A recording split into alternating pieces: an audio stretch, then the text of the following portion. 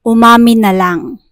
Ang sabi sa Romans 7 verse 18 to 19, alam kong walang mabuting bagay na naninirahan sa aking katawang makalaman.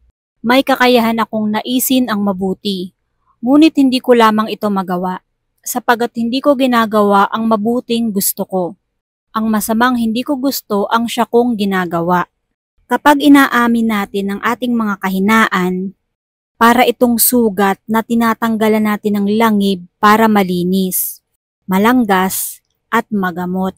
Hindi pwedeng takpan ng sugat at asahang gagaling ito ng ganun lang.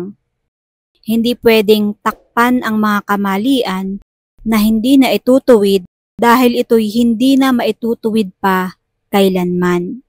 Admission could also win sympathy, if not understanding, or minsan, support.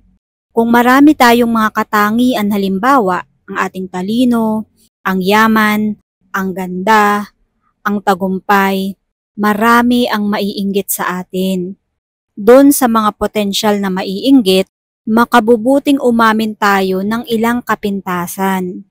Pwede nating sabihin na ang dami-dami kong ang pera, pero hindi naman kami magkasundo ng asawa ko.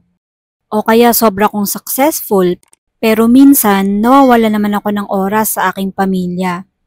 Yung totoo lang. Pag nakita ng mga kandidatong maiinggit sa inyo na mayroon din kayong mga kulang at kapintasan, mababawasan yung inggit nila at baka maging supportive pa sila sa inyo. Maling-mali yung mga tao na nagke-create ng Superman o Superwoman na image. Yung sinasabing I can handle everything, ang talino ko, ang galing ko, ang ganda ko, ang puti ko, mas nakatataas ako kaysa sa inyong lahat. Napakayabang ng mga ganong isipin at mga ganong pananalita lalong-lalo na. Wag nyo namang gagawin yan sa harap ng inyong kapwa. Kasi napakapangit na ugali.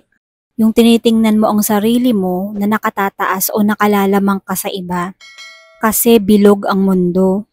Maaring ngayon nasa taas ka, pero bukas, hindi natin alam, nandun ka na sa pinakailalim, sa laylayan, sabi nga. Sa mga ganitong sitwasyon na galing kayo sa inyong sarili, wala naman talagang ibang matutuwa kundi yung inyong boss o yung inyong amo kasi pinakikinabangan niya ang galing ninyo. O kaya naman ay yung inyong husay. Pero yung mga karaniwang tao o kaya inyong kaibigan at kapwa manggagawa, maiinis pa ang mga yan sa inyo. So hayaan nyo na makita nila yung mga pingas ng inyong pagkatao, yung inyong mga imperfections. Huwag tayong nagpapanggap na perfect tayo. Kahit yung pinakamagandang babae, si Marian Rivera ang ganda-ganda, pero I'm 100% sure na meron din siyang insecurity sa katawan. Si Piolo Pascual, ang dami-dami nagkaka-crush, ang gwapo-gwapo, pero definitely hindi siya perfect. Meron siyang mga imperfections. Ang nakikita lang kasi ng karamihan ay yung panlabas na anyo ng tao o kaya yung nakikita nila sa social media. Pero hindi natin nakikita yung behind the scenes. Kaya paminsan-minsan, umamin tayo sa ating mga kamalian at kapintasan o kaya naman ay yung ating mga kahinaan para hindi na mainggit yung mga tao sa paligid natin, lalo na kung may tendency sila na mainggit. Kapag nagpakita tayo ng konting weakness o kaya inaamin natin yung ating mga imperfections, people will be kinder to us. Huwag tayong masyadong high and mighty kasi wala naman talagang ganun. Si Jesus lang, ang Diyos lang, ang perpekto. Ang mga tao, lahat yan may kahinaan. Minsan nga makaramdam ka lang ng konting ubo o kaya sakit sa katawan.